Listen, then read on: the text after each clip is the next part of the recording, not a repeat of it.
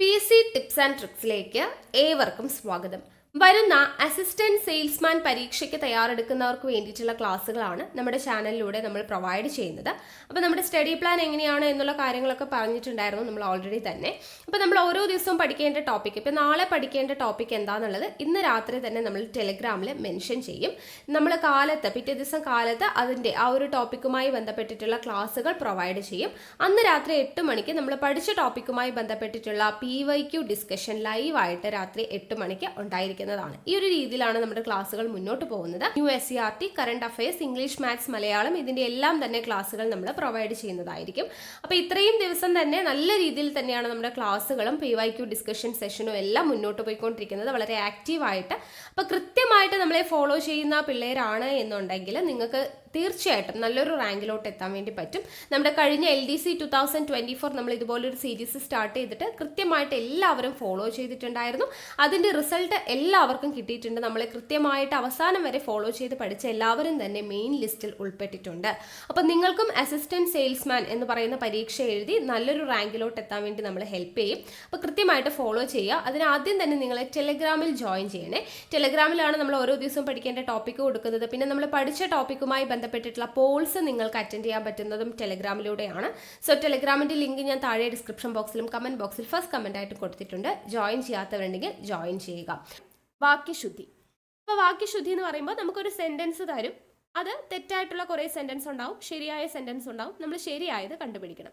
അപ്പോൾ ഇതിൽ തെറ്റ് വരാമെന്ന് പറയുമ്പോൾ ചിലപ്പോൾ എന്താണ്, ചില വേർഡുകൾ തെറ്റായിട്ട് കൊടുക്കാം. ചിലപ്പോൾ സെൻറ്റൻസിൽ ഒരു ഓർഡർ അല്ലാതെ, അതായത് നമ്മളൊരു സെൻറ്റൻസിൽ എന്താണ്, സബ്ജക്റ്റ് ഉണ്ടായിരിക്കും, വെർബ് ഉണ്ടായിരിക്കും, ഒബ്ജക്റ്റ് അല്ലെ മലയാളത്തിൽ പറയുമ്പോൾ കർത്താവ്, കർമ്മം, ക്രിയയൊക്കെ ഉണ്ടാവും. ആ ഒരു ഓർഡറിൽ വരണം. അതല്ലാതെ അതിനെ അങ്ങോട്ടും ഇങ്ങോട്ടും തിരിച്ചിട്ടിട്ട് കൊടുക്കാം. അല്ലെങ്കിൽ ചിലപ്പോൾ ഒരു അർത്ഥം, ഒരേ അർത്ഥം തരുന്ന വാക്കുകൾ റിപ്പീറ്റ് ആയിട്ട് വരാം. അല്ലെങ്കിൽ ആവശ്യമില്ലാതെ, ഒരു ആവശ്യവുമില്ലാതെ ഒരു വേർഡൊക്കെ ഇടയ്ക്കകത്ത് കൂട്ടിച്ചേർത്തിട്ടുണ്ടാവാം അല്ലേ. അങ്ങനെ പല തരത്തിലാണ് ഒരു വാക്യം തെറ്റിപ്പോകുന്നത്. അപ്പം അതിന് പല പല പേരുകളുണ്ട്. പൗനരുക്ത്യം, സമുച്ചയദോഷം, പ്രക്രമഭംഗം എന്നൊക്കെ പറഞ്ഞു. അപ്പോൾ അതൊക്കെ എന്താണെന്നുള്ളത് നമ്മൾ ഈ ക്വസ്റ്റ്യൻസ് ഡിസ്കസ് ചെയ്യുന്നതിൻ്റെ കൂട്ടത്തിൽ പറഞ്ഞു തരുന്നുണ്ട് കേട്ടോ. ഓക്കെ, അപ്പോൾ നമുക്ക് നോക്കാം. ആദ്യത്തെ ചോദ്യം, ചുവടെ കൊടുത്തിരിക്കുന്നവയിൽ ശരിയായ വാക്യം ഏത്? വാക്യം ഞാൻ വായിക്കാം. അവൻ മാത്രമേ വന്നുള്ളൂ, അവൻ ഒരക്ഷരമുരിയാടിയില്ല, കേവലം ജലപാനം മാത്രം നടത്തി, വെറും വെള്ളം മാത്രം കുടിച്ചു. ഇതിലേതാണ് ശരിയായത് എന്നുള്ളതാണ്. ഒന്ന് ഗസ് ചെയ്തേ, കിട്ടുന്നുണ്ടോ എന്നുള്ളത്. ഏതാണ് ശരിയായ വാക്യം? ഉത്തരം ഓപ്ഷൻ ബി ആണ്. അവൻ ഒരക്ഷരം ഉരിയാടിയില്ല. ഇതാണ് ശരിയായത്. ബാക്കിയൊക്കെ എന്തുകൊണ്ട് തെറ്റി അത് നമുക്ക് പറയണ്ടേ. അപ്പോൾ ഇവിടെ വന്നിട്ടുള്ളത് പൗനരുക്ത്യം എന്ന് പറയുന്നതാണ് കേട്ടോ. പൗനരുക്ത്യം എന്ന് വെച്ചാൽ ഒരേ അർത്ഥമുള്ള വാക്കുകൾ ആവർത്തിക്കുക, അല്ലെങ്കിൽ ഒരേ ആശയം ആവർത്തിക്കുക. അതിനെ നമുക്ക് ഈ പൗനരുക്ത്യത്തെ രണ്ടായിട്ട് തരംതിരിക്കാം. ശബ്ദ പൗനരുക്ത്യം എന്നും അർത്ഥ പൗനരുക്ത്യം എന്നും. അതായത് ശബ്ദ പൗനരുക്ത്യം എന്ന് വെച്ചാൽ ഒരേ അർത്ഥം വരുന്ന വാക്കുകൾ ആവർത്തിച്ചു വരിക. ഇപ്പോൾ ഫോർ എക്സാമ്പിൾ പറയുകയാണെങ്കിൽ വേറെ, ഗത്യന്തരം, രണ്ടിനും ഒരേ അർത്ഥമാണ്. വേറെ ഗത്യന്തരമില്ലാതെ അവൻ നാട് വിട്ടു. വേറെ ഗത്യന്തരമില്ലാതെ എന്ന് പറയേണ്ട ആവശ്യമില്ല. ഗത്യന്തരമില്ലാതെ എന്ന് പറഞ്ഞാൽ എന്താണ്, വേറെ ഒരു വഴിയും ഇല്ലാതെ എന്നുള്ള അർത്ഥമാണ്. പിന്നെ വീണ്ടും അവിടെ വേറെ എന്ന് പ്രയോഗിക്കേണ്ട ആവശ്യമുണ്ടോ? ഇല്ല. വേറെ വഴിയില്ലാതെ എന്ന് പറയാം, അല്ലെങ്കിൽ ഗത്യന്തരമില്ലാതെ അവൻ നാടുവിട്ടു എന്ന് പറയാം. വേറെ ഗത്യന്തരമില്ലാതെ എന്ന് പറയേണ്ട ആവശ്യമില്ല. അപ്പോൾ ഒരേ അർത്ഥം തരുന്ന വാക്കുകൾ അവർ അവിടെ റിപ്പീറ്റ് ചെയ്തു. മനസ്സിലായോ? അതേപോലെ തന്നെ ഏകദേശം, ഓളം എന്ന് പറയുന്നത് രണ്ടും അർത്ഥം ഒന്നാണ്. ഏകദേശം, ഓളം. ഒന്നുകിൽ ഏകദേശം 50 പേർ പങ്കെടുത്തു, ഇല്ലെങ്കിൽ 50ഓളം പേർ പങ്കെടുത്തു. ചിലപ്പോൾ നമുക്ക് സെന്റൻസിൽ എങ്ങനെ തരും, ഏകദേശം 50ഓളം പേർ പങ്കെടുത്തു. ഏകദേശം 50ഓളം എന്ന് പറയേണ്ട ആവശ്യമില്ല. ഏകദേശം 50ഓളം, സോറി അങ്ങനെ പറയണ്ട, ഏകദേശം 50 പേർ അല്ലെങ്കിൽ 50ഓളം പേർ. മനസ്സിലായോ? അപ്പൊ ഇങ്ങനെ ഒരേ മീനിങ് ഉള്ള വാക്കുകൾ ഒരു സെന്റൻസിൽ വരാൻ പാടില്ല. അതാണ് എന്ത്, പൗനരുക്ത്യം എന്ന് പറയുന്നത്. അപ്പൊ ശബ്ദമുണ്ട്, അർത്ഥമുണ്ട്. അപ്പൊ ശബ്ദ പൗനരുക്ത്യത്തിലാണ് ഈ ഒരേ അർത്ഥം വരുന്നത്. ഇനി അർത്ഥ പൗനരുക്ത്യം എന്ന് വെച്ചാൽ എന്താണ്? അർദ്ധ പൗനരുക്ത്യം എന്ന് വെച്ചാൽ ഒരേ ആശയം തന്നെ ആവർത്തിച്ചു വരിക. അപ്പൊ അതിന് എക്സാമ്പിൾ ആയിട്ട് നമുക്ക് ഇവിടെ പറയാം. ഓക്കെ, ഇവിടെ നമുക്ക് നോക്കാം കേട്ടോ. ഇപ്പോ അവൻ മാത്രമേ വന്നുള്ളൂ, അവൻ മാത്രമേ വന്നുള്ളൂ എന്നാണ് തന്നിട്ടുള്ളത്. അപ്പൊ ഇവിടെ എന്താ തെറ്റ്? ഒന്നുകിൽ നമുക്ക് എന്ത് പറയാം, അവൻ മാത്രം വന്നു എന്ന് പറയാം അല്ലെ. ഈ മാത്രമേ വന്നുള്ളൂ, മാത്രമേ എന്ന് പറയുമ്പോൾ തന്നെ നമുക്ക് എന്താ അറിയാം, അവൻ മാത്രമാണെന്ന് അറിയാം. വന്നുള്ളൂ എന്ന് വീണ്ടും പറയേണ്ട ആവശ്യം ഇല്ല. ഓക്കെ, അവൻ മാത്രം വന്നു എന്ന് പറഞ്ഞാൽ മതി. ഓക്കെ, യെസ്, അപ്പൊ അത് തെറ്റാണ്. ദെൻ കേവലം ജലപാനം മാത്രം നടത്തി. എന്താ ഇവിടെ പ്രത്യേകത? കേവലം, മാത്രം, ഇതിന്റെ രണ്ടിന്റെയും അർത്ഥം ഒന്ന് തന്നെയാണ്. സോ ഒന്നുകിൽ എങ്ങനെ പറയാം, കേവലം ജലപാനം നടത്തി എന്ന് പറയാം, അല്ലെങ്കിൽ ജലപാനം മാത്രം നടത്തി എന്ന് പറയാം. ഇത് രണ്ടും കൂടെ നമുക്ക് ഒരുമിച്ച് പറയേണ്ട ആവശ്യമില്ല, ഏതെങ്കിലും ഒരെണ്ണം പറഞ്ഞാൽ മതി. ഇനി ഇവിടെയാണെങ്കിലോ, വെറും വെള്ളം മാത്രം കുടിച്ചു. ഈ വെറും എന്ന് പറഞ്ഞതും മാത്രം എന്ന് പറയുന്നതും ഒരേ അർത്ഥമാണ് അല്ലെ. ഒന്നുകിൽ എങ്ങനെ പറയാം, വെറും വെള്ളം കുടിച്ചു എന്ന് പറയാം, അല്ലെങ്കിൽ വെള്ളം മാത്രം കുടിച്ചു എന്ന് പറയാം. വെറും വെള്ളം മാത്രം കുടിച്ചു എന്നൊന്നും പറയാൻ പറ്റത്തില്ല, രണ്ടിനും ഒരേ അർത്ഥമാണ്. നമ്മൾ സാധാരണയൊക്കെ ഉപയോഗിക്കുന്നതായിരിക്കും അല്ലെ. അപ്പൊ നമ്മൾ പറയുന്ന മലയാളം വെച്ച് നോക്കുമ്പോൾ മൊത്തം തെറ്റാണെന്ന് നമുക്ക് പറയേണ്ടതായിട്ട് വരും. അപ്പൊ ഇവിടെ ശരിയായിട്ടുള്ളത് എന്താ, അവൻ ഒരക്ഷരം ഉരിയാടിയില്ല എന്ന് പറയുന്നതാണ്. മനസ്സിലായല്ലോ. അപ്പൊ ഇതുപോലെ ഒരേപോലെ വരുന്ന വേർഡ്സ് ആണ് വേറെ, ഗത്യന്തരം എന്ന് പറയുന്നത്. അത് രണ്ടും ഒരേ അർത്ഥമാണ്. ഏകദേശം, ഓളം രണ്ടും ഒരേ അർത്ഥമാണ്. അതുപോലെ കാൾ, കവിഞ്ഞ, അതിന് രണ്ടിനും ഒരേ അർത്ഥമാണ്. ഇത് രണ്ടും ഒന്നിൽ വരാൻ പാടില്ല. അതിനേക്കാൾ കവിഞ്ഞ മെച്ചമൊന്നും ഇതിനെ ഇല്ല, അങ്ങനെ പറയേണ്ട ആവശ്യമില്ല. അതിനേക്കാൾ മെച്ചമൊന്നുമില്ല അങ്ങനെ പറഞ്ഞാൽ മതി. അതിനേക്കാൾ കവിഞ്ഞ എന്ന് പറയേണ്ട ആവശ്യമില്ല. മനസ്സിലായോ? അപ്പൊ കാൾ കവിഞ്ഞ, ഏകദേശമോളം, വേറെ, ഗത്യന്തരം, ഇവിടെ പറഞ്ഞതുപോലെ വെറും മാത്രം അല്ലെങ്കിൽ കേവലം മാത്രം, അങ്ങനെയൊന്നും ഒരുപോലെ വരേണ്ട ആവശ്യം വരുന്നില്ല. മനസ്സിലായോ? ഓക്കെ. അപ്പൊ ഇവിടെ അവൻ മാത്രമേ വന്നുള്ളൂ എന്ന് പറയേണ്ട ആവശ്യമില്ല. അവൻ മാത്രമേ വന്നിരുന്നുള്ളൂ ഉള്ളൂ എന്ന് പറഞ്ഞ് വീണ്ടും ചേർക്കേണ്ട ആവശ്യമില്ല. അവൻ മാത്രം വന്നു എന്ന് പറഞ്ഞാൽ മതി അല്ലെ. അത് ആവശ്യമില്ലാതെ ഇവിടെ ഒരു അർത്ഥ പൗനരുക്ത്യമാണ് വരുന്നത്. ഓക്കെ, ഇനി നമുക്ക് അടുത്ത ചോദ്യം നോക്കാം. അപ്പൊ പൗനരുക്ത്യത്തിന്റെ ഭാഗം എന്താണെന്ന് മനസ്സിലായല്ലോ. അപ്പൊ നിങ്ങൾ ഇങ്ങനെയൊന്നും പഠിക്കേണ്ട, നിങ്ങൾ ഇങ്ങനെ ചിന്തിച്ചാൽ മതി. ഒരേ മീനിങ് വരുന്ന വാക്കുകൾ വരാൻ പാടില്ല, അതുപോലെ ഒരേ ആശയം വരുന്നത് വരാൻ പാടില്ല. അങ്ങനെ ഓർത്ത് വെച്ചാൽ മതി കേട്ടോ. ഓക്കെ, നമുക്ക് എന്തായാലും ശരിയായ വാക്യം കണ്ടെത്താനേ ചോദിക്കുള്ളൂ. ഇത് പൗനരുക്ത്യമാണോ സമുച്ചയദോഷമാണോ എന്നൊന്നും ചോദിക്കത്തില്ല. ഓക്കെ, അപ്പൊ അത് മനസ്സിലാക്കി വെച്ചാൽ മതിയേ. ഞാൻ എന്തായാലും ടോപ്പിക്കിലുള്ളതല്ലേ, അപ്പൊ അതുകൊണ്ട് പറഞ്ഞതാണ്. ഇനി അടുത്തത്, ചുവടെ കൊടുത്തിരിക്കുന്നവയിൽ ശരിയായ വാക്യം ഏത്? ശരിയായ വാക്യമാണ്. ഞാൻ വാക്യം വായിക്കാം. ജാഥയിൽ ഏകദേശം 1000-ഓളം ആളുകൾ ഉണ്ടായിരുന്നു. അടുത്തത്, ഉദ്ദേശം 20-നടുത്ത് കുടുംബങ്ങൾ മാത്രമേ അവിടെ താമസിക്കുന്നുള്ളൂ. ഏറെക്കുറെ 50-നകം ആളുകളെ വന്നുള്ളൂ. 40-ലധികം വണ്ടികൾ ഈ റൂട്ടിൽ ഓടുന്നു. അപ്പൊ ഇവിടെ ശരിയായത് എന്ത്? ശരിയായത് എന്താണ് എന്നുള്ളതാണ് ചോദിച്ചിരിക്കുന്നത്. ഉത്തരം എന്താ? ഓപ്ഷൻ ഡി ആണ് ശരിയുത്തരം വരുന്നത്. അപ്പോൾ ഓപ്ഷൻ ഡി ആണ് ശരിയെന്ന് പറഞ്ഞു. 40-ലധികം വണ്ടികൾ ഈ റൂട്ടിൽ ഓടുന്നു. ബാക്കിയൊക്കെ എന്തുകൊണ്ട് തെറ്റി? നമുക്ക് നോക്കാം. ഇവിടെ ജാഥയിൽ ഏകദേശം 1000-ഓളം ആളുകൾ ഉണ്ടായിരുന്നു. നമ്മൾ തൊട്ട് മുൻപ് പറഞ്ഞതേ ഉള്ളൂ, ഏകദേശം എന്ന് പറഞ്ഞാലും ഓളം എന്ന് പറഞ്ഞാലും ഒരേ അർത്ഥമാണ്. അപ്പൊ എങ്ങനെ പറയണം ഇത്? ഒന്നുകിൽ ജാഥയിൽ ഏകദേശം 1000 ആളുകൾ ഉണ്ടായിരുന്നു എന്ന് പറയണം, അല്ലെങ്കിലോ ഏകദേശം എന്നില്ലാതെ ജാഥയിൽ 1000-ഓളം ആളുകൾ ഉണ്ടായിരുന്നു. അപ്പൊ ഒന്നുമില്ല, ഏകദേശം കട്ട് ചെയ്യുക. അപ്പൊ ജാഥയിൽ 1000-ഓളം ആളുകൾ ഉണ്ടായിരുന്നു എന്ന് പറയാം. ഇല്ലെങ്കിൽ 1000-ഓളം എന്നുള്ളതിൽ ഓളം കട്ട് ചെയ്യുക, ജാഥയിൽ ഏകദേശം 1000 ആളുകൾ ഉണ്ടായിരുന്നു എന്ന് പറയാം. മനസ്സിലായോ? അതിൽ ഏതെങ്കിലും ഒന്നാണ് നമുക്ക് പറയേണ്ടതുള്ളൂ. അപ്പൊ നമുക്ക് എങ്ങനെ പറയാം? ജാഥയിൽ ഏകദേശം 1000, പിന്നെ 1000-ഓളത്തിന്റെ ആവശ്യമില്ല, 1000 ആളുകൾ ഉണ്ടായിരുന്നു എന്നായിരിക്കാം നമുക്ക് ശരിയായിട്ട് എഴുതേണ്ടത്. അല്ലെങ്കിൽ എങ്ങനെ എഴുതാം? ഏകദേശം എന്ന് വേണ്ട, ജാഥയിൽ 1000-ഓളം ആളുകൾ ഉണ്ടായിരുന്നു എന്ന് എഴുതാം. ഓക്കെ, അപ്പൊ അതുകൊണ്ടാണ് അത് തെറ്റിപ്പോയത്. അടുത്തത്, ഉദ്ദേശം 20-നടുത്ത കുടുംബങ്ങൾ മാത്രമേ അവിടെ താമസിക്കുന്നുള്ളൂ. അപ്പോൾ ഉദ്ദേശം 20-നടുത്ത്, ഈ 20-നടുത്ത് എന്ന് പറഞ്ഞാൽ തന്നെ എന്താണ് അർത്ഥം? ഏകദേശം 20 എന്നുള്ളൊരു അർത്ഥമാണ് അല്ലെ. വീണ്ടും അവിടെ ഉദ്ദേശം എന്ന് പറയേണ്ട ആവശ്യമില്ല. 20-നടുത്ത ആളുകൾ എന്ന് പറയുമ്പോൾ തന്നെ നമുക്ക് മനസ്സിലാവും 20-നടുത്ത കുടുംബങ്ങൾ എന്ന് പറഞ്ഞാൽ ഉദ്ദേശം 20 പേര് എന്നുള്ളൊരു അർത്ഥമാണ്. അപ്പൊ ഈ ഉദ്ദേശം എന്ന് വീണ്ടും അവിടെ ഈ അടുത്ത് എന്ന് കൊടുത്തത് കൊണ്ട് ഉദ്ദേശം എന്ന് എടുത്ത് പറയേണ്ട ആവശ്യമില്ല.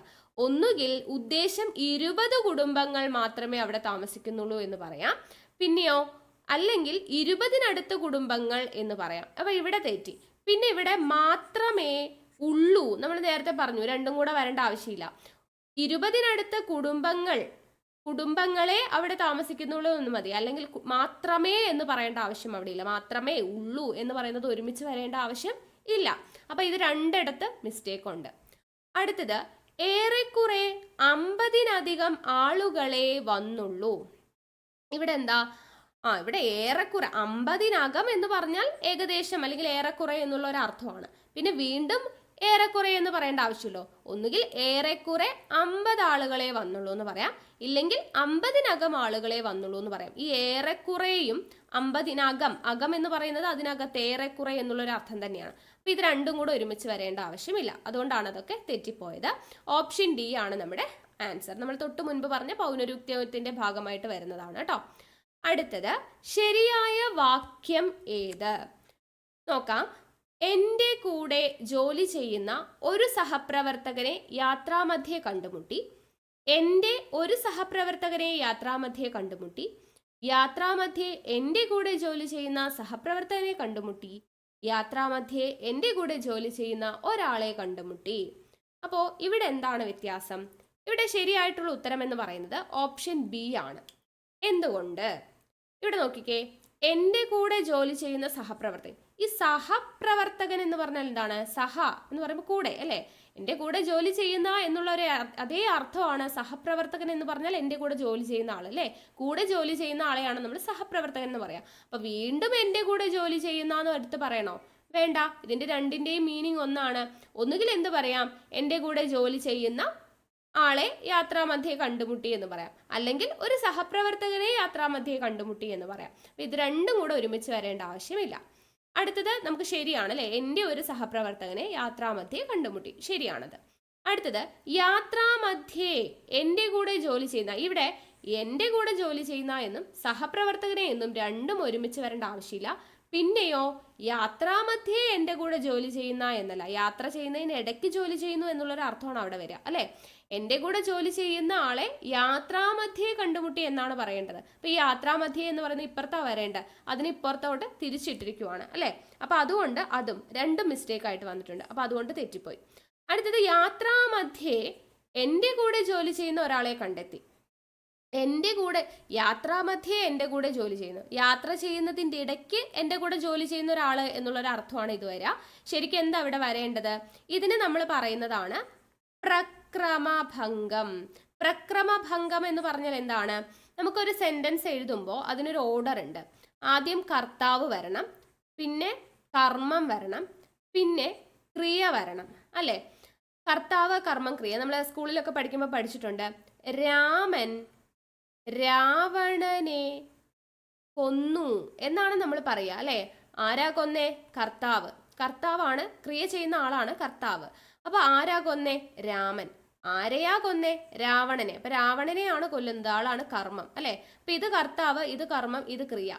ഇങ്ങനെയാണ് നമ്മുടെ ഓർഡർ വരേണ്ടത്. ഇവിടെ നോക്കിക്കേ, ഇവിടെ യാത്രാമധ്യേ എന്ന് പറയുന്നത് എന്താണ്? കർമ്മമാണ് വരേണ്ടത് അല്ലെ? അപ്പൊ എൻ്റെ കൂടെ ജോലി ചെയ്യുന്ന എന്ന് പറയുന്നതാണ് കർത്താവ് വരേണ്ടത്. അപ്പൊ അത് അങ്ങോട്ടും ഇങ്ങോട്ടും തിരിഞ്ഞാ കിടക്കുന്നത്. ഇവിടെ ശരിക്കും എങ്ങനെ എഴുതണം? എൻ്റെ കൂടെ ജോലി ചെയ്യുന്ന ഒരാളെ എവിടെ കണ്ടുമുട്ടി? യാത്രാമധ്യേ കണ്ടുമുട്ടി. എവിടെയാണ് കണ്ടുമുട്ടിയത് അല്ലെ? അപ്പോൾ യാത്രാമധ്യേ. അപ്പൊ അതാണ് കർമ്മം. അപ്പൊ എൻ്റെ കൂടെ ജോലി ചെയ്യുന്ന ഒരാളെ യാത്രാമധ്യേ കണ്ടുമുട്ടി എന്നാണ് പറയേണ്ടത്. അപ്പൊ ഇവിടെ തെറ്റിപ്പോയി. മനസ്സിലായോ? അപ്പൊ അതിനെയാണ് നമ്മൾ പ്രക്രമഭംഗം എന്ന് പറയാം. ഓർഡർ കറക്റ്റ് അല്ലാതെ വരാം. ഓക്കെ. അതിന് വേറൊരു എക്സാമ്പിൾ പറയുകയാണെങ്കിൽ PSCക്ക് സ്ഥിരം ചോദിക്കുന്നതാണ്.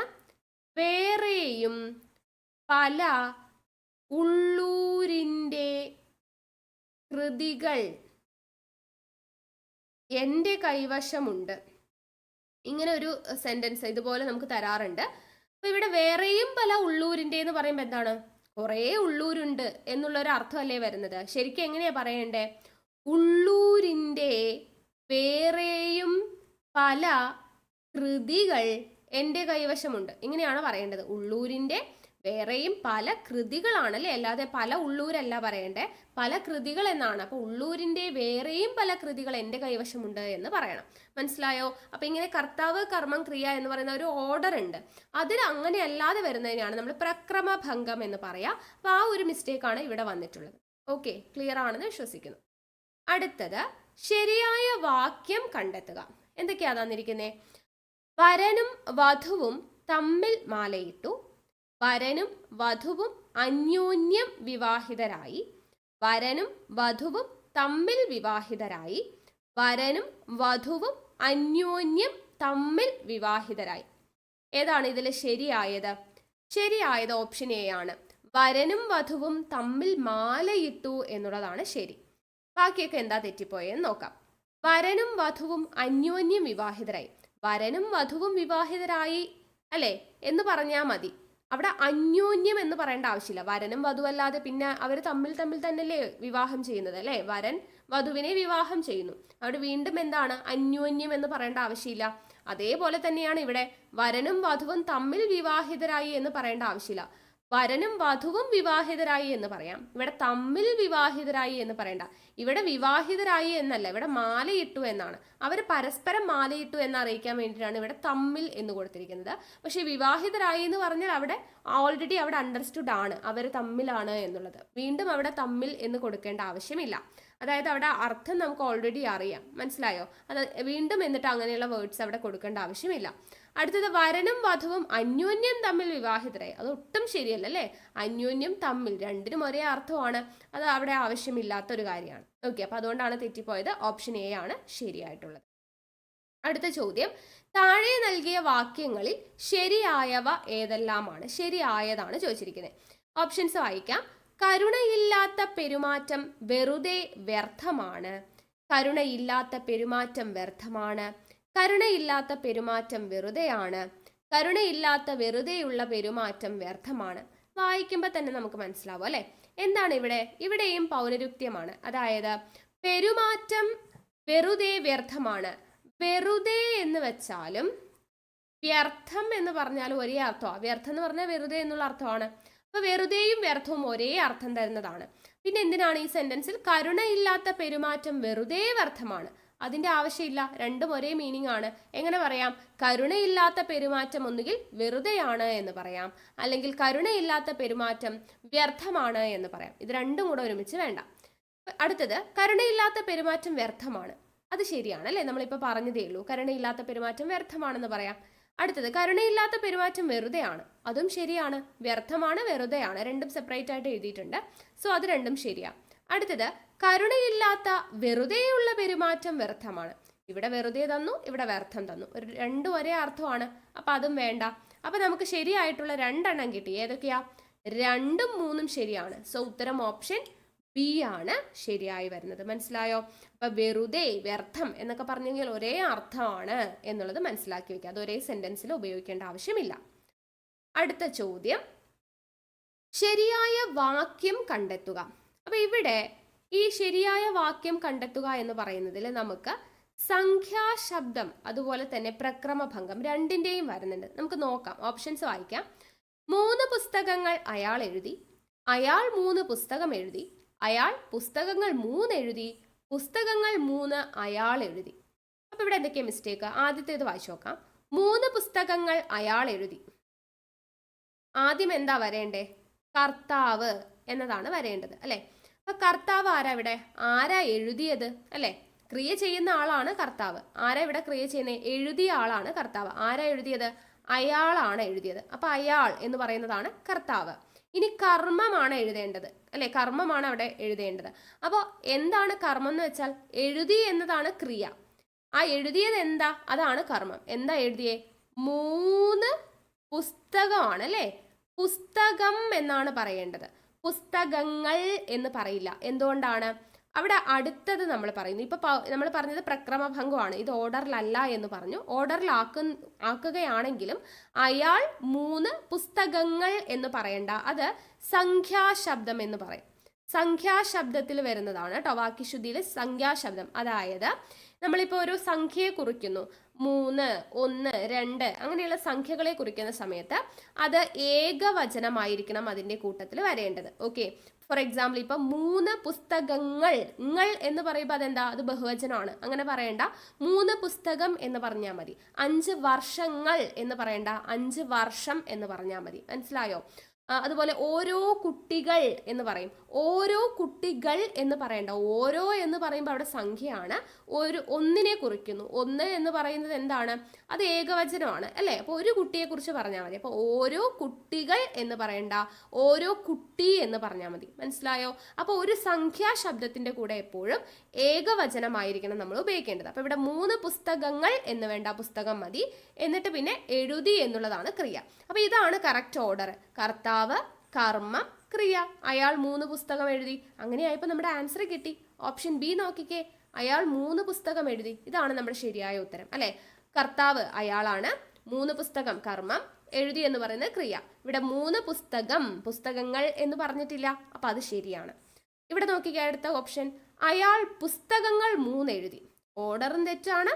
3ന്റെ കൂടെ ങ്ങൾ എന്ന് പറയുന്ന ബഹുവചനവും വേണ്ട. ശരിക്കും എങ്ങനെ വരണം? അയാൾ 3 പുസ്തകം എഴുതി. അങ്ങോട്ടും ഇങ്ങോട്ടും മാറ്റിയാ കൊടുത്തിരിക്കുന്നത്. പിന്നെ പുസ്തകങ്ങൾ എന്ന് വേണ്ട. അടുത്ത ഇവിടെ പുസ്തകങ്ങൾ 3 അയാൾ എഴുതി. അങ്ങനെയാണോ പറയണ്ടേ? അല്ല. അയാൾ എന്ന് ആദ്യം വരണം, 3 എന്ന് രണ്ടാമത് വരണം, പുസ്തകങ്ങൾ എന്ന് വേണ്ട, പുസ്തകം എഴുതി എന്നാണ് വരേണ്ടത്. മനസ്സിലായോ? അപ്പൊ ഇതാണ് ഇവിടെ വന്ന മിസ്റ്റേക്ക്. അപ്പൊ സംഖ്യാശബ്ദം, ഏതെങ്കിലും ഒരു സംഖ്യയെ കുറിക്കുന്ന ശബ്ദം വന്നു കഴിഞ്ഞാൽ അതിന്റെ കൂടെ നമ്മൾ ഏകവചനം മതി, ബഹുവചനം വേണ്ട. ങ്ങൾ എന്ന് പറയുന്ന പ്രയോഗം വേണ്ട. 100 വർഷം, 5 വർഷം, 5 തേങ്ങ, 5 പുസ്തകം, അങ്ങനെ പറഞ്ഞാൽ മതി. അല്ലാതെ 100 വർഷങ്ങൾ, 5 തേങ്ങകൾ, 4 പുസ്തകങ്ങൾ എന്ന് പറയേണ്ട ആവശ്യം ഇല്ല. ഓക്കെ, മനസ്സിലായെന്ന് വിശ്വസിക്കുന്നു കേട്ടോ. അടുത്തത് ശരിയായ വാക്യം തിരഞ്ഞെടുത്തെഴുതുക. തന്നിരിക്കുന്നത് നോക്കിക്കേ, കൈക്കൂലി വാങ്ങാനും ആദർശം പ്രസംഗിക്കുകയും ചെയ്യാൻ ഇന്നത്തെ നേതാക്കന്മാർക്ക് മടിയില്ല. അടുത്തത്, കൈക്കൂലി വാങ്ങുവാനും ആദർശം പ്രസംഗിക്കുവാനും ഇന്നത്തെ നേതാക്കന്മാർക്ക് മടിയില്ല. കൈക്കൂലി വാങ്ങുകയും ആദർശം പ്രസംഗിക്കാനും ഇന്നത്തെ നേതാക്കന്മാർക്ക് മടിയില്ല. കൈക്കൂലി വാങ്ങിച്ചും ആദർശം പ്രസംഗിച്ചും ഇന്നത്തെ നേതാക്കന്മാർക്ക് മടിയില്ല. അപ്പൊ ഇവിടെ എന്താണ് ഇവിടെ ശരിയായ വാക്യം? അപ്പോൾ അതിനു മുൻപ് ഇവിടെ എന്താ വരുന്നതെന്ന് ചോദിച്ചു കഴിഞ്ഞാൽ, അതായത് ഇവിടെ വാങ്ങാനും പ്രസംഗിക്കുകയും എന്നൊക്കെയാണ് പറഞ്ഞു തന്നിരിക്കുന്നത് അല്ലേ? അപ്പൊ ഈ പറയുന്നതാണ് സമുച്ചയ ദോഷം എന്ന് പറയുന്നതിൽ വരുന്നതാണ് കേട്ടോ. വാക്യശുദ്ധിയിൽ സമുച്ചയ ദോഷം എന്നാണ് ഇതിനെ പറയുക. അതായത് നമ്മൾ ഉപയോഗിക്കുന്ന കൂടി, അല്ലെങ്കിൽ എങ്കിൽ, അതുപോലെ ഒരു, പിന്നെ പക്ഷേ, ഇങ്ങനെയുള്ള സാധനങ്ങളൊക്കെ നമ്മൾ എന്ത് ചെയ്യാണ്? ആവശ്യമില്ലാത്തിടത്ത് കൊണ്ട് പ്രയോഗിക്കുക. ഏതൊക്കെ സാധനങ്ങളാണ്? കൂടി, ഒരു, എങ്കിൽ, പക്ഷേ, ഇങ്ങനെയുള്ള സാധനങ്ങളൊക്കെ നമ്മൾ ആവശ്യമില്ലാതെ ഉപയോഗിക്കുക. അങ്ങനെയാണെന്നുണ്ടെങ്കിൽ അതിനെയാണ് സമുച്ചയ ദോഷം എന്ന് പറയാം. അപ്പൊ ഇവിടെ നമുക്ക് നോക്കാം. ഇവിടെ എന്താണ്? കൈക്കൂലി വാങ്ങാനും ആദർശം പ്രസംഗിക്കുകയും, ഇങ്ങനെ പറയാൻ പറ്റില്ല. ഇവിടെ നമ്മൾ പ്രയോഗിക്കുകയാണെങ്കിൽ ഇവിടെ ആണെങ്കിൽ ഇപ്പുറത്തും ആയിരിക്കണം.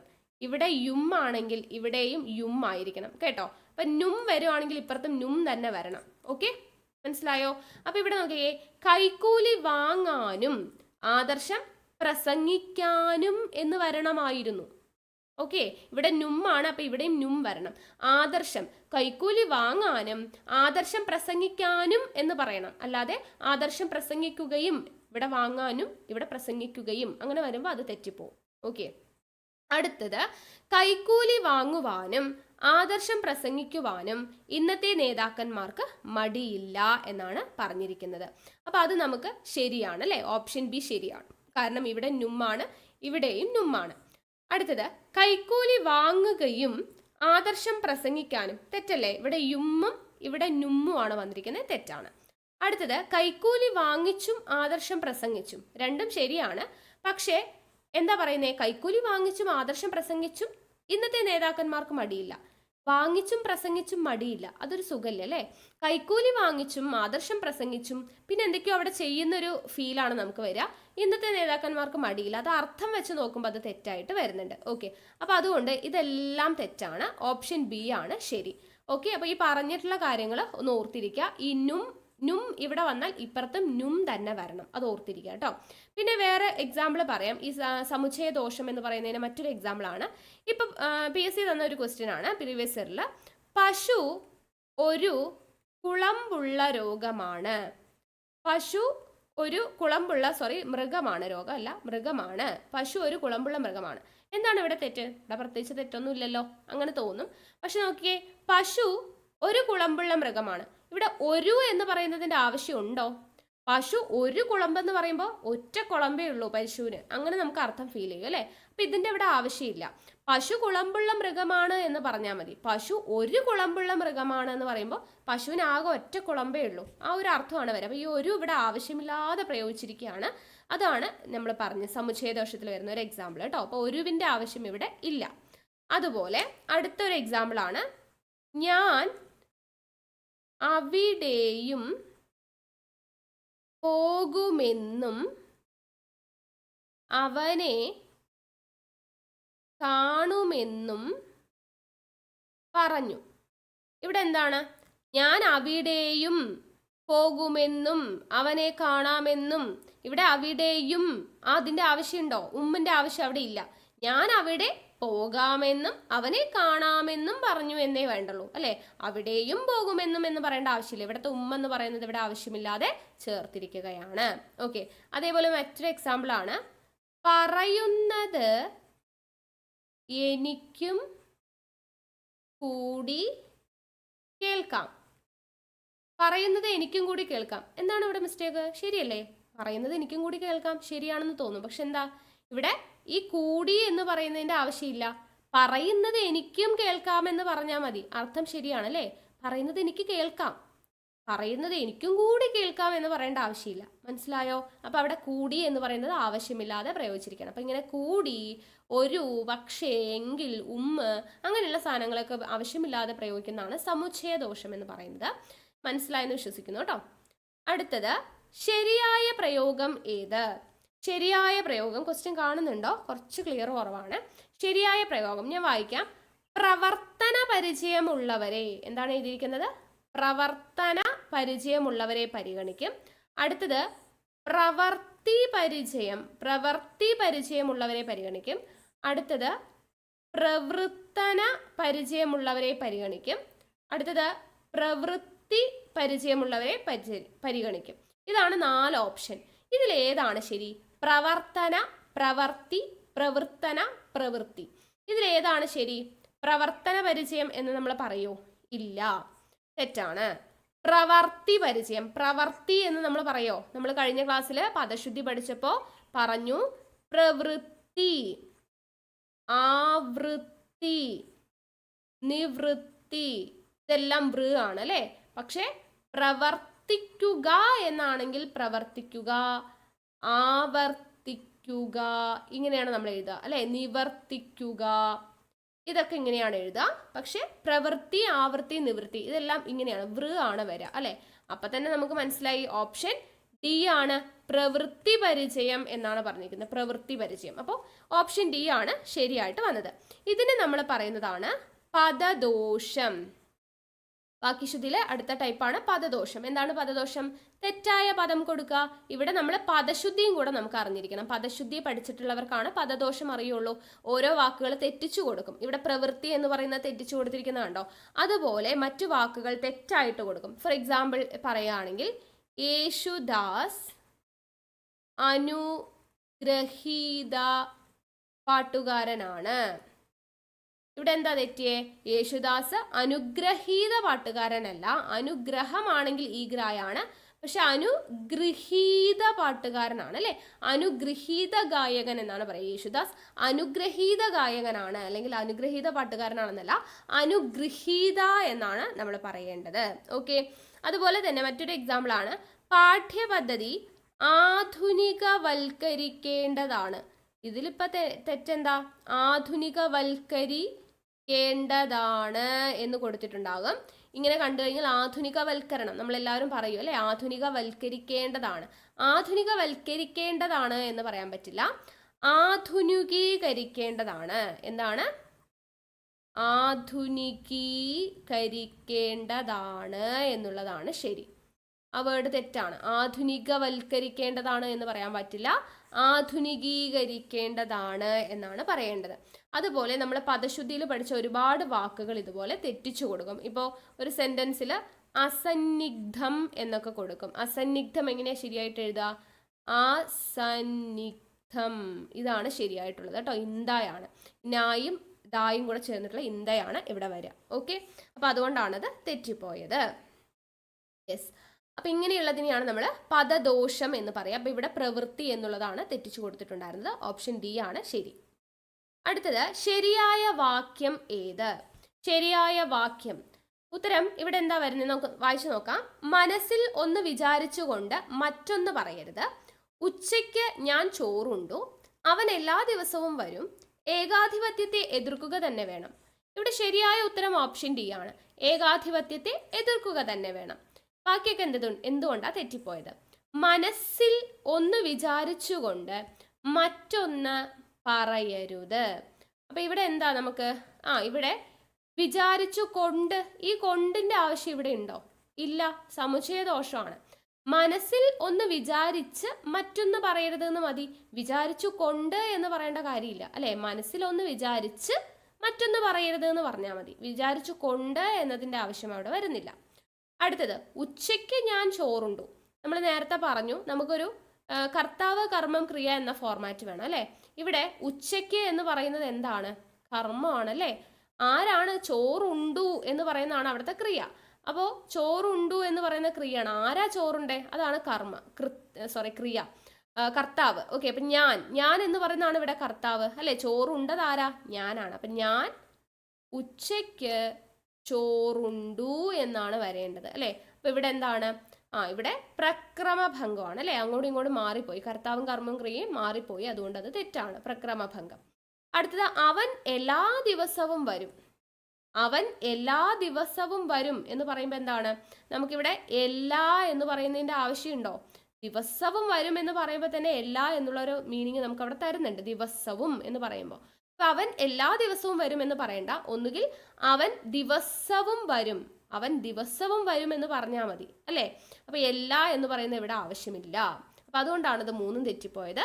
ഓപ്ഷൻ ഡി ആണ് ശരിയായ ഉത്തരം. ഓക്കെ, അടുത്ത ചോദ്യം, ശരിയായ വാക്യം ഏത്? തന്നിരിക്കുന്നതിൽ നമുക്ക് ഓപ്ഷൻസ് വായിക്കാം. പരമാവധി 5 ദിവസം വരെ മഴ പെയ്യാം. ആരോഗ്യ കാര്യങ്ങളിൽ ശ്രദ്ധ വേണമെന്ന് പ്രത്യേകം എടുത്തു പറഞ്ഞു. കുഞ്ചൻ നമ്പ്യാർ മലയാളത്തിൽ ലബ്ധപ്രതിഷ്ഠനായ കവിയാണ്. വീണ്ടും ഒരിക്കൽ കൂടി ലേഖനം തിരുത്തേണ്ടി വന്നു. എന്താണ് ഇവിടെ? ഏതാണ് ശരി? നമുക്ക് ഓരോന്നായിട്ട് നോക്കാം. പരമാവധി 5 ദിവസം വരെ മഴ പെയ്യാം. ഇവിടെ പരമാവധി എന്ന് പറഞ്ഞാൽ തന്നെ എന്താണ് അർത്ഥം? പരമാവധി എന്ന് പറഞ്ഞാൽ തന്നെ അങ്ങേ അറ്റം എന്നുള്ളൊരു മീനിങ് ആണ് അല്ലെ. അപ്പൊ അങ്ങേ അറ്റം എന്ന് പറയുമ്പോൾ പിന്നെയും ഇവിടെ 5 ദിവസം വരെ എന്ന് പറഞ്ഞിട്ട് ഒരു ലിമിറ്റ് എടുത്ത് പറയേണ്ട ആവശ്യമുണ്ടോ? ഇല്ല. അപ്പൊ എങ്ങനെ പറയാം? പരമാവധി 5 ദിവസം മഴ പെയ്യാം എന്ന് പറയാം, അല്ലെങ്കിൽ 5 ദിവസം വരെ മഴ പെയ്യാം എന്ന് പറഞ്ഞാൽ മതി. ഈ പരമാവധിയും വരെയും ഒരുമിച്ച് വരേണ്ട ആവശ്യമില്ല. അടുത്തത്, ആരോഗ്യ കാര്യങ്ങളിൽ ശ്രദ്ധ വേണമെന്ന് പ്രത്യേകം എടുത്തു പറഞ്ഞു. ഈ പ്രത്യേകം എന്ന് പറയുമ്പോൾ തന്നെ എന്താണ്?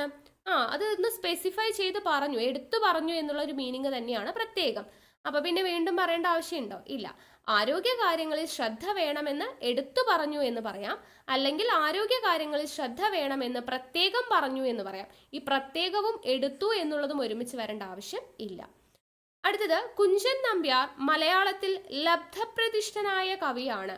ഇത് അടുത്തൊരു ചോദ്യം വരുന്നുണ്ട്, അപ്പൊ ഞാൻ എക്സ്പ്ലെയിൻ ചെയ്ത് പറയാം.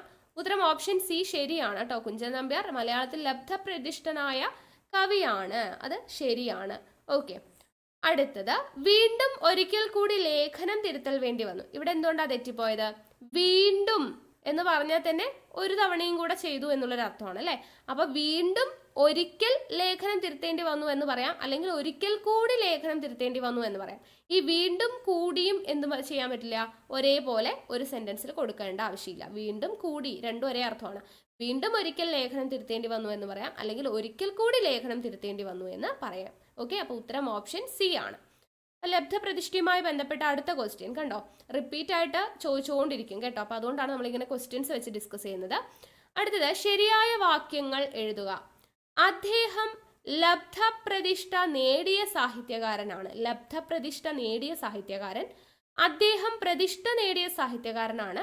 അദ്ദേഹം ലബ്ധപ്രതിഷ്ഠ ആർജിച്ച സാഹിത്യകാരനാണ്. അദ്ദേഹം ലബ്ധപ്രതിഷ്ഠനായ സാഹിത്യകാരനാണ്. ഇതില് ശരിയായ വാക്യം എന്താണ് എന്നുള്ളതാണ് ചോദിച്ചിരിക്കുന്നത്. അപ്പോൾ ഇവിടെ നോക്കിക്കേ, ലബ്ധപ്രതിഷ്ഠ ഈ ലബ്ധ എന്ന് പറഞ്ഞാൽ, ലബ്ധം എന്ന് പറഞ്ഞാൽ എന്താണ് അർത്ഥം? നേടി എന്ന അർത്ഥമാണ്. ലബ്ധം എന്ന് പറഞ്ഞാൽ എന്താണ്? നേടി. അപ്പൊ പിന്നെ ഇവിടെ അദ്ദേഹം ലബ്ധ പ്രതിഷ്ഠ നേടിയ, ഇവിടെ ഒരു നേടിയതിന്റെ ആവശ്യമുണ്ടോ? ലബ്ധ എന്ന് പറഞ്ഞ, ലബ്ധ പ്രതിഷ്ഠ എന്ന് പറഞ്ഞാൽ തന്നെ അദ്ദേഹം എന്തോ നേടി എന്നുള്ള അർത്ഥം തന്നെയാണ്. അപ്പൊ പിന്നെ നേടിയ എന്ന് വീണ്ടും പറയേണ്ട ആവശ്യമില്ല. ലബ്ധം എന്ന് പറഞ്ഞാൽ നേടിയ എന്നുള്ളതാണ്. അപ്പൊ രണ്ടും കൂടെ ഒരുമിച്ച് വരണ്ട. അദ്ദേഹം പ്രതിഷ്ഠ നേടിയ സാഹിത്യകാരനാണ് എന്ന് പറഞ്ഞിട്ടുണ്ട്. പ്രതിഷ്ഠ നേടിയ സാഹിത്യകാരനാണ് എന്നുള്ളതാണ്. അപ്പൊ അത് ശരിയാണ് അല്ലെ? കാരണം എന്താ, ഇവിടെ ലബ്ധം എന്ന് കൊടുത്തിട്ടില്ല. ലബ്ധത്തിന്റെ അർത്ഥമാണ് നേടി. അപ്പൊ ലബ്ധ നേടിയ എന്ന് പറഞ്ഞ് കൊടുത്തിട്ടില്ല, പ്രതിഷ്ഠ നേടിയ എന്നുള്ളതാണ്. അപ്പൊ ഉത്തരം ശരിയാ. അടുത്തത്, അദ്ദേഹം ലബ്ധ പ്രതിഷ്ഠ ആർജിച്ച. ആർജിച്ച എന്ന് പറഞ്ഞാൽ എന്താണ്? നേടിയ എന്നുള്ള അർത്ഥം തന്നെയാണ്. അപ്പൊ ലബ്ധി എന്ന് പറഞ്ഞാൽ നേടിയതാണ്. അപ്പോൾ ആർജിച്ച, ലബ്ധം രണ്ടും എന്താണ്? നേടിയ എന്നുള്ള അർത്ഥമാണ്. സോ അത് തെറ്റിപ്പോയി. അടുത്തത്, അദ്ദേഹം ലബ്ധപ്രതിഷ്ഠനായ സാഹിത്യകാരനാണ്. ലബ്ധപ്രതിഷ്ഠൻ എന്നാണ് പറഞ്ഞിരിക്കുന്നത്, അല്ലാതെ ലബ്ധപ്രതിഷ്ഠ നേടിയ എന്നൊന്നും പറഞ്ഞിട്ടില്ല. സോ അതും ശരിയാണ്. അപ്പൊ 2ഉം 4ഉം ആണ് ശരി. ഓപ്ഷൻ ഡി ആണ് നമ്മുടെ ഉത്തരം. ഓക്കെ. അപ്പൊ ലബ്ധി എന്ന് പറഞ്ഞാൽ എന്താണ്? നേടി എന്നുള്ള അർത്ഥമാണ്. ലബ്ധി, ലബ്ധി എന്ന് പറഞ്ഞാൽ എന്താണ്? നേടി എന്നുള്ള അർത്ഥമാണ്. സോ ലബ്ധപ്രതിഷ്ഠ നേടിയ എന്ന് പറയേണ്ട ആവശ്യമില്ല. ഓർത്തിരിക്കുക കേട്ടോ. രണ്ടും കുറേ തവണ ചോദിച്ചിട്ടുണ്ട്. അടുത്തത്, ശരിയായ വാക്യം ഏത്? ഓപ്ഷൻസ് വായിക്കാം. പിച്ചു നടക്കുന്ന വൃദ്ധയുടെ പേരക്കുട്ടി, കത്തിക്കരിഞ്ഞ മാനേജറുടെ വീട്, കാലൊടിഞ്ഞ ബിന്ദുവിന്റെ കുട നന്നാക്കിയെടുത്തു, മാനേജറെ കണ്ടിട്ടും കാര്യം നടന്നില്ല. അപ്പൊ ഇതിൽ ഓരോന്നായിട്ട് നമുക്ക് നോക്കാം. പിച്ചു നടക്കുന്ന വൃദ്ധയുടെ പേരക്കുട്ടി. പേരക്കുട്ടി ആണ് പിച്ചു നടക്കുന്നത് അല്ലെ? അപ്പൊ ഇവിടെ എന്താ? കർത്താവും കർമ്മവും ക്രിയയൊക്കെ മാറി. അപ്പൊ എങ്ങനെയാ പറയണ്ടേ? വൃദ്ധയുടെ, വൃദ്ധയാണ് ഒന്നാമത്, പിച്ച നടക്കുന്ന പേരക്കുട്ടി, ഇങ്ങനെയാണ് പറയേണ്ടത് അല്ലെ? പേരക്കുട്ടിയാണ് പിച്ച നടക്കുന്നത്. അപ്പൊ വൃദ്ധയുടെ പിച്ച നടക്കുന്ന പേരക്കുട്ടി. അപ്പോൾ വൃദ്ധ പിച്ച നടക്കുന്നത് കുട്ടിയാണല്ലോ. അപ്പൊ വൃദ്ധയുടെ പിച്ച നടക്കുന്ന പേരക്കുട്ടി എന്നാണ് പറയേണ്ടത്. അപ്പൊ കർത്താവും കർമ്മവും ക്രിയയും മാറിപ്പോയി, അതുകൊണ്ട് അത് തെറ്റിപ്പോയി. അടുത്തത്, കത്തിക്കരിഞ്ഞ മാനേജറുടെ വീട്. കത്തിക്കരിഞ്ഞ മാനേജറോ? മാനേജർ കത്തിക്കരിഞ്ഞു എന്നുള്ള ഒരു അർത്ഥമാവോ അല്ലെ? എങ്ങനെ പറയണം? മാനേജറുടെ കത്തിക്കരിഞ്ഞ വീട് എന്ന് പറയണം. വീടല്ലേ കത്തിക്കരിഞ്ഞത്, അല്ലാതെ മാനേജർ കത്തിക്കരിഞ്ഞു എന്നുള്ള അർത്ഥമല്ല വരേണ്ടത് അല്ലേ? അപ്പൊ കർത്താവും കർമ്മവും ക്രിയയും മാറിപ്പോയി. അടുത്തത്, കാലൊടിഞ്ഞ ബിന്ദുവിന്റെ കുട നന്നാക്കിയെടുത്തു. ബിന്ദുവിന്റെ കാലൊടിഞ്ഞിട്ട് ബിന്ദുവിന്റെ കാലാണോ നേരാക്കിയെടുത്തേ? അല്ല, കാലൊടിഞ്ഞ ബിന്ദുവിന്റെ അല്ല, ബിന്ദുവിന്റെ കാലൊടിഞ്ഞ കുട നന്നാക്കിയെടുത്തു എന്നാണ് പറയാം അല്ലെ? ബിന്ദുവിന്റെ കാലൊടിഞ്ഞ കുട, കാലൊടിഞ്ഞ കുടയാ നന്നാക്കിയത്, അല്ലാതെ ബിന്ദുവിന്റെ കാലൊടിഞ്ഞു എന്നുള്ള അർത്ഥം വരരുത്. കാലൊടിഞ്ഞ ബിന്ദു എന്ന് പറയുമ്പോൾ ബിന്ദുവിന്റെ കാലൊടിഞ്ഞു എന്നുള്ള ഒരു അർത്ഥം വരും അല്ലെ? അപ്പൊ അതും തെറ്റാ. അപ്പൊ ഇത് 3 തെറ്റാ. അപ്പൊ പിന്നെ ഓപ്ഷൻ ഡി ശരിയാണ്. മാനേജറെ കണ്ടിട്ടും കാര്യം നടന്നില്ല.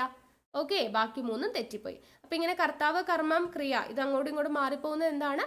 പ്രക്രമഭംഗം എന്ന് പറയുന്ന ഭാഗത്ത് വരുന്നതാണ്. ഓക്കെ, അടുത്ത ചോദ്യം, താഴെ പറയുന്നവയിൽ നിന്നും ശരിയായ വാക്യം തിരഞ്ഞെടുത്തെഴുതുക. നമുക്ക് നോക്കാം. കുറച്ചു ദൂരത്തേക്ക് മുന്നിലേക്ക് നടന്നാൽ വായനശാലയിൽ എത്താം. ഈ ദൂരത്തേക്ക് എന്ന് പറഞ്ഞാൽ എന്താ? കുറച്ചു ദൂരത്തേക്ക് എന്ന് പറഞ്ഞാൽ കുറച്ചും കൂടെ മുന്നിലോട്ട് എന്നുള്ള ഒരു അർത്ഥം തന്നെയല്ലേ? അപ്പൊ ദൂരത്തേക്ക് എന്ന് പറഞ്ഞിട്ട് പിന്നെ മുന്നിലേക്ക് എന്ന് പറയേണ്ട ആവശ്യമില്ല.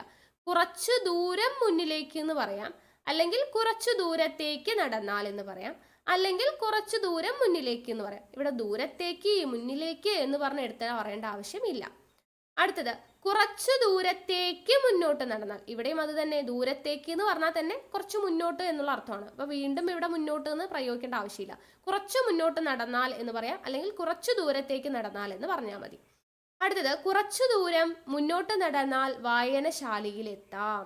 കുറച്ചു ദൂരം മുന്നോട്ട് നടന്നാൽ ശരിയാണ് അല്ലെ?